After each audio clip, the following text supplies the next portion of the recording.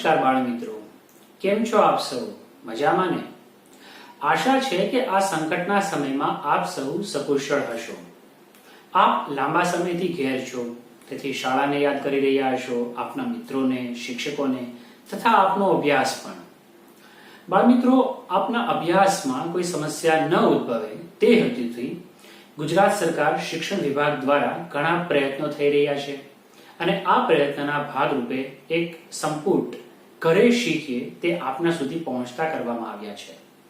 આશા છે આ સંપુટ તથા આપના પાઠ્યપુસ્તકો આપને મળી ચૂક્યા હશે. પાઠ્યપુસ્તકો તથા આ સંપુટની મદદથી આપે આપનું અભ્યાસ કાર્ય શરૂ રાખવાનું છે. બાળ મિત્રો, આ બાબતમાં પાઠ્યપુસ્તકની અંદર QR કોડ પણ આપેલા છે, જે આપને અભ્યાસ માટે ખૂબ જ મદદરૂપ સાબિત થશે. QR કોડ કઈ રીતે ઉપયોગ કરવો તેના માટે આપના મોબાઈલમાં, જો આપની પાસે એન્ડ્રોઈડ મોબાઈલ હશે તો તેમાં સ્કેનર એક એપ્લિકેશન હશે. જો આપની પાસે આ એપ્લિકેશન ન હોય તો આપ પ્લે સ્ટોરમાં જઈ અને સ્કેનર ડાઉનલોડ કરી શકો છો.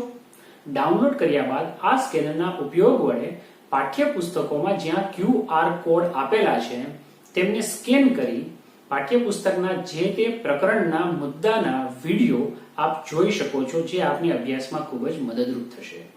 અને આ રીતે ઓનલાઈન પદ્ધતિ દ્વારા આપે આપનું શિક્ષણ કાર્ય ચાલુ રાખવાનું છે. અહીં મારી વાલીઓને પણ નમ્ર વિનંતી છે કે આ ઓનલાઈન શિક્ષણ દરમિયાન આપ આપના બાળકને તથા આપનું બાળક જે શાળામાં ભણે છે તે શાળા તથા શિક્ષકોને પણ સંપૂર્ણ સહાય કરજો તથા મદદરૂપ થજો. બાળ મિત્રો, અહીં ખાસ એ બાબત નોંધવાની છે કે આ સંપુટ એ પ્રવૃત્તિમય છે. આપે વિવિધ પ્રવૃત્તિઓ કરવાની છે અને નવી બાબતો શીખવાની છે. પરંતુ સાથે એ બાબતનું પણ ધ્યાન રાખવાનું છે કે તે ફાટે નહીં અથવા તેને કોઈ નુકસાન ન થાય તથા તેમાં આપેલ કાર્ય પૂર્ણ કરી આપના શિક્ષક શ્રીને પાછું પહોંચતું કરવાનું રહેશે. તો આશા છે આપ તેને યોગ્ય રીતે સાચવશો.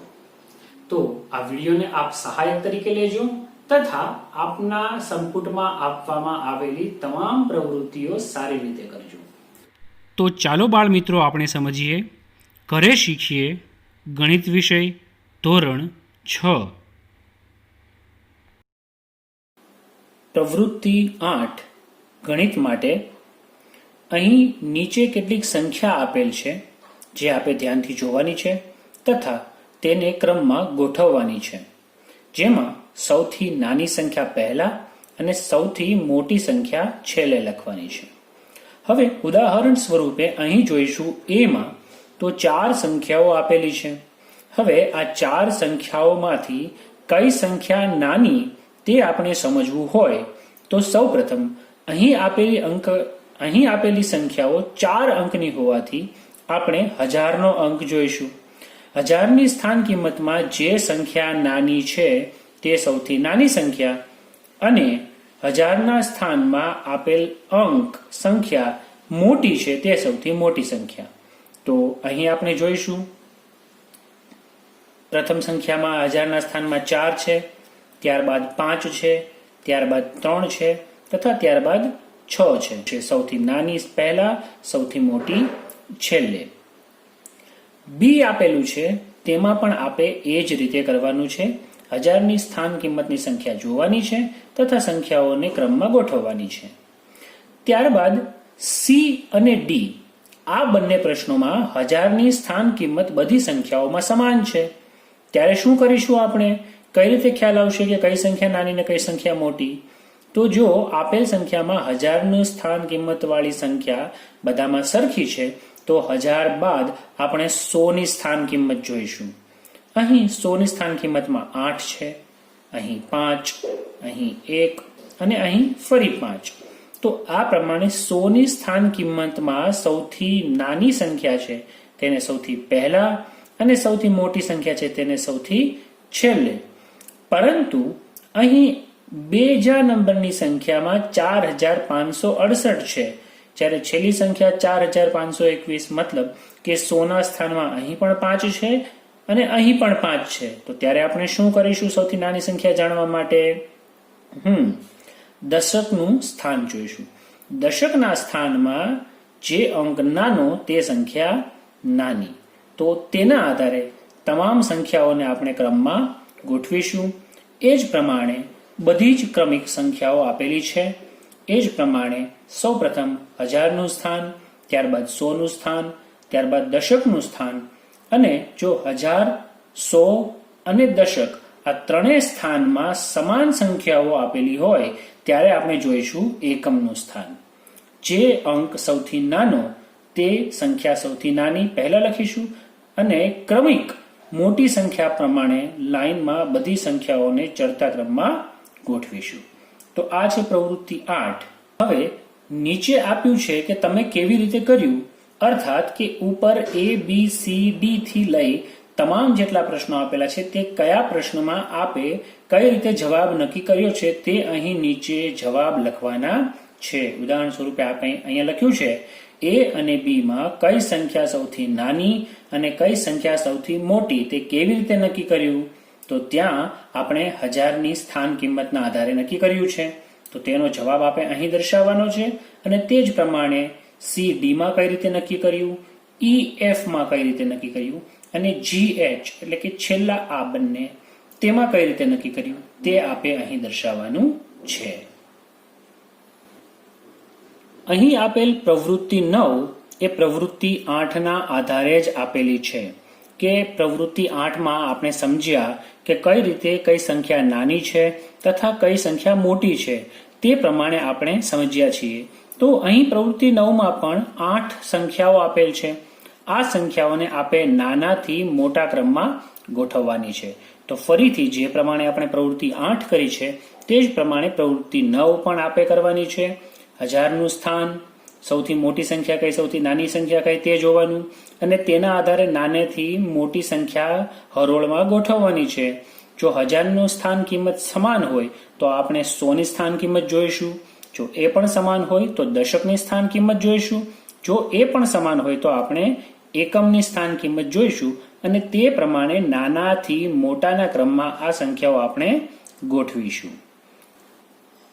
પ્રવૃત્તિ 10માં તમને અહીં કુલ 4 અંક આપેલ છે, જે છે 5, 6, 7 અને 8.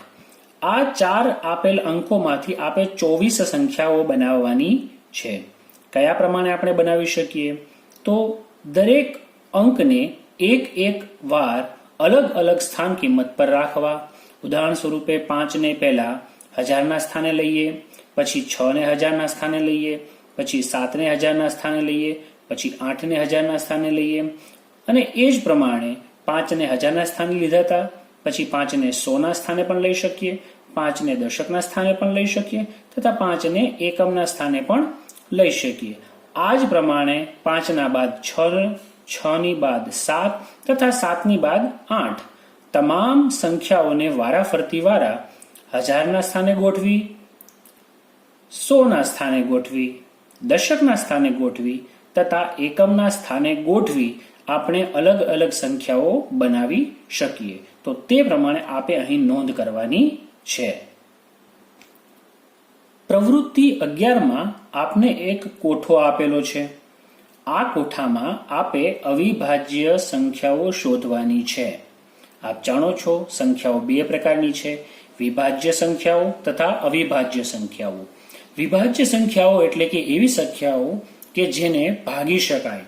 ઉદાહરણ સ્વરૂપે 4, તો 4 ને આપે 2 ગુણ્યા 2 એ પ્રમાણે ભાગી શકીએ છીએ, જેથી તેને ભાજ્ય સંખ્યા કહેવામાં આવે છે, વિભાજ્ય સંખ્યા. તે ઉપરાંત 5 એવી સંખ્યા છે કે જેને આપણે ભાગી શકતા નથી. સામાન્ય રીતે બધી જ સંખ્યા 1 વડે તો ભાગી જ શકાય છે, પરંતુ તે ઉપરાંત અન્ય કોઈ સંખ્યાથી ભાગી શકાતી નથી, તેથી તેને અવિભાજ્ય સંખ્યા કહેવામાં આવે છે. તો એ પ્રમાણે આપે આ કોષ્ટકમાં આપેલ સંખ્યાઓ પરથી નક્કી કરવાનું છે કે કઈ સંખ્યાઓ વિભાજ્ય છે તથા કઈ સંખ્યાઓ અવિભાજ્ય છે. અહીં આપની મદદ માટે એટલું જણાવી શકાય જે નીચે આપને દર્શાવેલ છે. બેકી સંખ્યાઓ, તમામ બેકી સંખ્યાઓ 2 થી વિભાજ્ય હોય છે. એટલે કે જે સંખ્યામાં એકમના અંકમાં 2, 4, 6, 8 કે 0 આવે તે તમામ સંખ્યાઓને 2 વડે ભાગી શકાય છે. આ ઉપરાંત 3ના અવયવી વાળી જે પણ સંખ્યાઓ હોય, ઉદાહરણ તરીકે 6, 9, 12, 15 વગેરે, આ બધી જ સંખ્યાઓ 3 થી વિભાજ્ય હોવાથી તે પણ વિભાજ્ય છે. તો આ પ્રમાણે આપને જે વિભાજ્ય સંખ્યા મળતી જાય તેને છેકી નાખો અને જેનાથી અંતમાં રહેલી આપને અવિભાજ્ય સંખ્યાઓ મળી જશે. આ જ પ્રમાણે 5ના અવયવી અર્થાત કે જેના એકમનો અંક 0 અને 5 છે, એ જ પ્રમાણે 6ના અવયવી, 7ના અવયવી વગેરે તમામ સંખ્યાઓના અવયવી જ્યારે છેકાઈ જશે તો અંતે બાકી રહેલી સંખ્યાઓ આપણને અવિભાજ્ય સંખ્યાઓ મળી જશે. પ્રવૃત્તિ 12માં આપે વિવિધ આંકડાઓની નાનામાં નાની તથા મોટામાં મોટી સંખ્યાઓ દર્શાવવાની છે. અહીં આપ જોશો કે એક આંકડાની મોટામાં મોટી સંખ્યા છે 9, તો 9માં જ્યારે આપણે 1 ઉમેરીશું ને આપણને મળશે 10. એ 10 બે આંકડાની નાનામાં નાની સંખ્યા છે. એ જ રીતે બે આંકડાની મોટામાં મોટી સંખ્યા છે 99. આ 99માં 1 ઉમેરતા બનશે 100, જે 3 આંકડાની નાનામાં નાની સંખ્યા છે.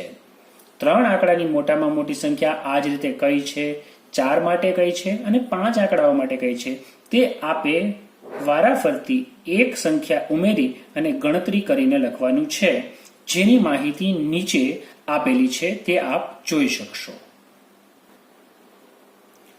પ્રવૃત્તિ 13માં 7 આંકડાની સંખ્યા એટલે કે 10 લાખ, તેના આધારે વિવિધ પ્રશ્નો અને જવાબો આપેલા છે જે આપણે સમજવાના છે.